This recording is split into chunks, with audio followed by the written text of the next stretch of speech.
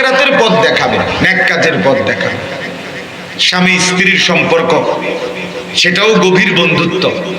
তো স্বামী স্ত্রীকে নেক কাজে, আখিরাতের বিষয়ে উৎসাহিত করে, স্ত্রীও স্বামীকে নেক কাজে উৎসাহিত করে, ঈমান আমলের আখিরাত পরকালের দিকে সহযোগিতা করে।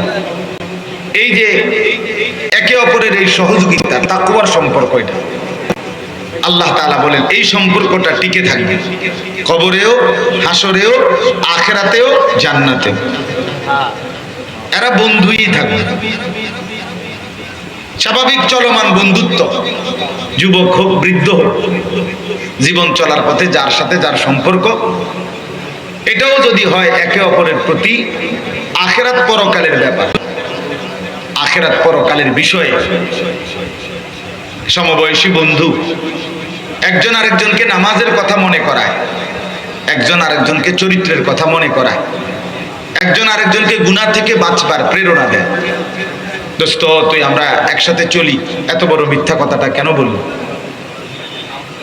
দোস্ত, আমরা একসাথে এত বড় চুরি কেন করলি? কেন তুই জুয়ার আড্ডায় যাও? কেন তুমি মদের আড্ডায় যাও? এই মনে করেন এরকম গুনাহ থেকে বাঁচাইতে চায়, নেক কাজে উৎসাহিত করে। চলো না নামাজ পড়ি, চলো ওলামায়ে কেরামের কথা শুনি, চলো কোরআনুল কারীম তেলাওয়াত করি। এই মনে করেন এরকম যে এত কিছু নেক কাজের সহযোগিতা, সম্পর্ক, আন্তরিকতা। আল্লাহ তাআলা বলেন এই বন্ধুত্ব, এটা কোনোদিন শেষ হবে না, কবরেও না, হাসরেও না, দুনিয়াতেও না, একেবারে আখিরাতেও না, জান্নাতেও না। কিন্তু গুনাহের কাজের বন্ধুত্ব, বিড়ি আমনের ম্যাচলাইট ওনার, এই যে সম্পর্ক, বুঝেন নাই? মতো এর আগের বার কি আপনারা ঘুমিয়ে আছিলেন, তখন হঠাৎ খেতে উঠলেন, কি করছে? আগের ঠিকই আনকমন করছে, কি না? আমার কাছে এটা আশ্চর্য লাগলো যে আগে যে কোনো চুপচাপ, এখন সব লইয়া উঠলো। তাইলে বিড়ি একজনের ম্যাচলাইট কি দোস্ত, অসুবিধা নাই, মিল্লা জিল্লা দোনো জানে। আর এমনি তো আমরা মিল্লা জিল্লা কুমিল্লা,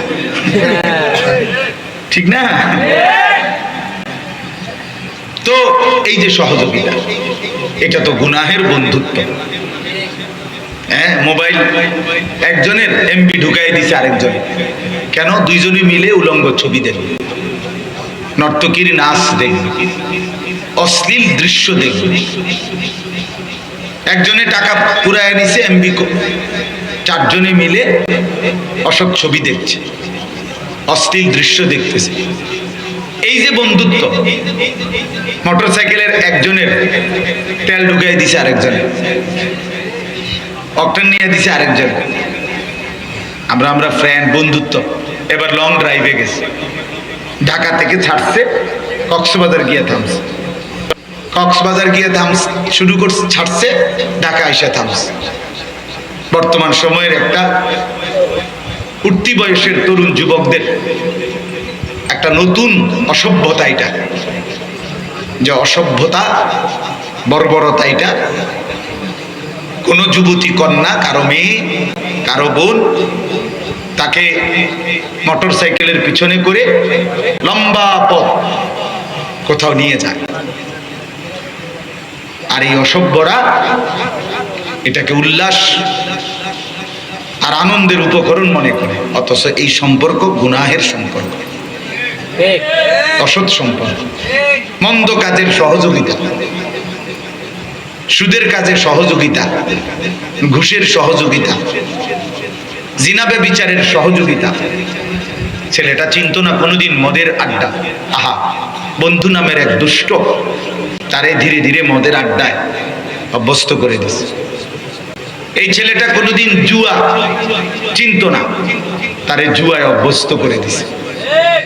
একর ছেলেটা কোনোদিন নারীর ফাঁদে, নারীর কাছে কোনো অসভ্য দুশ্চরিত্রা বেহায়া মেয়ের কাছে তার কোনো সম্পর্ক ছিল না, মূলত কিন্তু ধীরে ধীরে বন্ধু নামের কোন দুষ্ট শয়তান তারে অসৎ কোন নারীর ফাঁদে ফেলে দিচ্ছে। এই যে সম্পর্ক, এই সবগুলো হলো গুনার কাজের সম্পর্ক। মাঝ বয়সী অনেক আছে, একসাথে বৈশা চা দোকানে চলার পথে বিড়ি সিগারেট খায়, টেলিভিশনে নাচ গান দেয়। এই হিসাবে উনাদের মধ্যে সম্পর্ক সব সময়। বিকাল টাইমটা ওনারা একসাথে চা দোকানে আড্ডা মারে, একসাথে বিড়ি সিগারেট খায়, একসাথে টেলিভিশনে নাচ গান দেখে, একসাথে বৈশা 5 জন 7 জন বিড়ি খাইতে খাইতে 14 গোষ্ঠীর যত বদনাম গীবত বৈশা বৈশা করে। এই সম্পর্ক, এইটাও গুনার সম্পর্ক, ঠিক কিনা বলেন? এটাও কি গুনাহের বন্ধুত্ব, আন্তরিকতা, গুনার কাজে। আল্লাহ তাআলা বলেন আল আখিল্লাউ ইয়াউমাইদিন বা'দুহুম লিবা'দিন আদু। এই যতগুলো বন্ধুত্ব আছে এর মধ্যে একমাত্র ঈমান আমলের বন্ধুত্ব ছাড়া একজন আলেমের সাথে সাধারণ একজন মুসলমানের সম্পর্ক ঈমান আমলের সম্পর্ক। একজন হক্কানি বুজুর্গের সাথে সর্বস্তরের মুসলমানের সম্পর্ক আখিরাতের সম্পর্ক, হালাল কাজের সম্পর্ক। এই জন্য যত বন্ধুত্ব, তাকওয়ার বন্ধুত্ব, ঈমান আমলের বন্ধুত্ব, আখিরাতের বন্ধুত্ব, নেক কাজের বন্ধুত্ব, আল্লাহ বলেন এরা ছাড়া বাকি সমস্ত সম্পর্ক, বন্ধুত্ব, পরিচয় সবকিছু কিয়ামতের দিন এবং কবরে থেকেই এরা একে অপরের শত্রু, দুশমন হয়ে যাবে, দুশমন হয়ে যাবে, ক্ষতি হবে। এক বন্ধু আরেক বন্ধুর শত্রু হবে। এখন সেই শত্রু হইয়া কি ক্ষতি করবে, এটাই শোনেন। তাইলে বুঝবে নেক কাজের বন্ধুত্ব পরকালের উপকার কি হবে, আর গুনার কাজের বন্ধুত্ব সম্পর্ক এটাও কি ক্ষতি করবে, এটা তাফসীরের মধ্যে, এই আয়াতের তাফসীরে স্পষ্ট করে লেখা আছে। হযরত আলী রাদিয়াল্লাহু তাআলা আনহু বলেন, আলী রাদিয়াল্লাহু তাআলা আনহু এই আয়াতের তাফসীরে ব্যাখ্যা করছেন, দুনিয়ার মধ্যে দুইটা বন্ধুত্ব, একটা হলো নেক কাজের বন্ধুত্ব, আরেকটা হলো গুনাহের কাজের কি বন্ধুত্ব। হযরত আলী রাদিয়াল্লাহু তাআলা আনহু বলেন, প্রথমত নেক কাজের দুই বন্ধু, তো এই দুই বন্ধুর মধ্যে একজন ইন্তেকাল করছে, মারা গেছে, তাকে কবরে দাফন করা হলো। এখন মুনকার নাকির ফেরেশতা এসে তাকে 3টা প্রশ্ন করলো, প্রশ্নের জবাব সে ঠিকমতো দিতে পারল।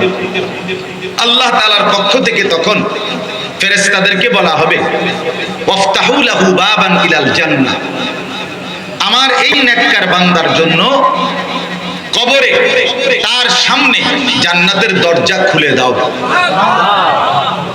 এই লোকটা জান্নাতের দরজা যখন খুলে দিবে, জান্নাতের দৃশ্য, নাজ ও নিয়ামত সচক্ষে দেখবে।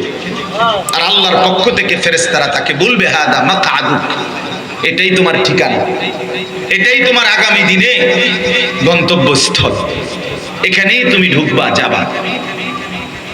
কথাটা খেয়াল করেন ভাইয়া, নওজোয়ান তোমরাও খেয়াল করো, দোস্ত আমার, কিছুক্ষণের জন্য ডানে বামে তাকাইও না ভাই, পাশের ছেলেটার সাথে কথা বইলো না দোস্ত, এখানে বৈশা কথা বইলো না, হাসাহাসি ধাক্কা ধাক্কি করো না ভাইয়া।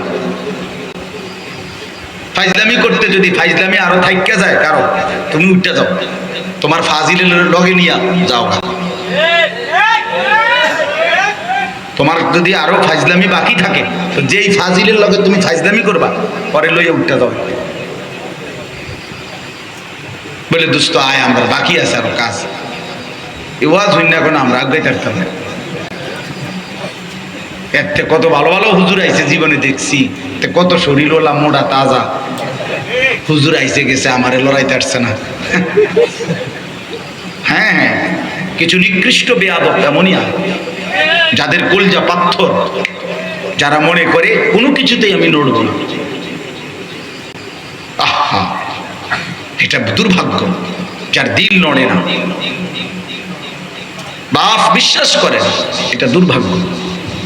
ছেলেরা, এটা দুর্ভাগ্য ভাইয়া। এত অল্প বয়স, 16 বছর, 17, 18 বছরে কলিজা যদি এত পাথর হয়ে যায়, 40 বছর পরে তোমার দিল কি হবে? মাত্র 16 বছর, 18 বছর, এখনই তোমার শরীর, মন আল্লাহর নাফরমানির উপরে এত শক্ত হয়ে গেল। আস্তাগফিরুল্লাহ, হায় হায় হায় বদনসিব। এরপরে কই যাবে? 30 বছর পরে কি হবে? আমি তো এই জন্য প্রতিদিন বলি, 16 বছরের, 14 বছরের, 18 বছরের যে ছেলেটা খোদার 365 দিন, 1 বছর টানা, এত বড় একটা বছর, খোদার 365 দিনে কোনোদিন ফজরের নামাজ পড়ে না, মুসলমানের ঘরে ঘুমাইয়া, বাপ মা জীবিত, 16 বছর, 18 বছর, 17 বছর, 14, 15 বছর বয়স, অথচ একদিনও ফজরের নামাজ পড়ে না। এত বড় জানোয়ার মুসলমানের বাচ্চা কেমনে হয়? তার মা কেডা, তার বাপ কেডা? এই অসভ্য কোন মার ঘরে জন্ম নিল? আমি বুঝি না। মামা, মুসলমানের বাচ্চা এত বড় জানোয়ার হবার কথা না। এটা তো 1-2 দিন না, 6 মাসে একদিন জামাত ছুটতে পারে, 3 মাসে একদিন নামাজ ছুটে যাইতে পারে, কাজা হইতে পারে, কিন্তু খোদার 365 দিনের 1 বছরে কোনদিন ফজরের নামাজের ওয়াক্ত জীবনে তার আসে নাই, পড়েই না কোনোদিন, জানেই না ফজরের ওয়াক্ত। আরে মানুষের বাচ্চা কেমনে এরকম হয়? মুসলমানের বাচ্চা এমন হয় কেন? মুসলমানের রক্ত যার ভিতরে, সে এমন হবে কেন? এই ছেলেরা বলো না মিয়া, তোর মা তোরে দুধ খাওয়াই নাই? তুই মুসলমান বাবার ঘরে জন্ম নেস নাই বেটা? এভাবে ভুলে গেলি কেন? এই নাফরমান, এভাবে ভুলে গেলি কেন? তোর জীবনে কি কোনোদিন ফজরের আজান হবে না? খবিস, আল্লাহ রাসূল সাল্লাল্লাহু আলাইহি সাল্লাম বলছেন, যে ফজরের নামাজ পড়ে না সে খবিস।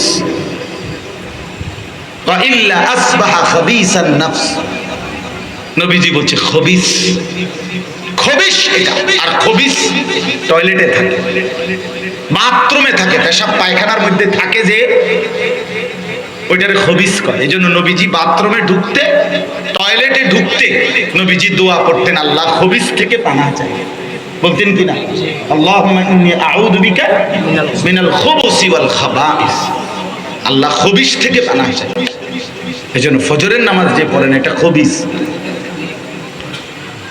এটা খবিস। যেই পড়ে না, জওয়ান হোক, বুড়া হোক, পুরুষ হোক, নারী হোক, এটা খবিস। এই জন্য বললাম বাপ, দিল এমন যেন মরে না যায়, এত শক্ত যেন দিল না হয় যে কোনো দিন মনেই পড়ে না। ওয়ালা তাকুনু কাল্লাযীনা নাসুল্লাহ ফাআনসাহুম আনফুসাহুম উলাইকা হুমুল ফাসিকুন। রব্বুল আলামিন বলে, আমার মুমিন বান্দা, তুমি এমন